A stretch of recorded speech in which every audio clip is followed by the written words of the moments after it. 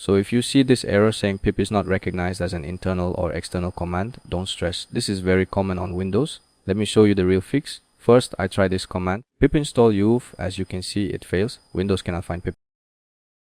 Next, I check if Python is installed. Python version here it shows, so Python is installed and working. That means the problem is not Python. The problem is how Windows finds pip. Some people try this. Python pip install oo, that does not work. Windows thinks pip is a file, not a tool, so it fails again.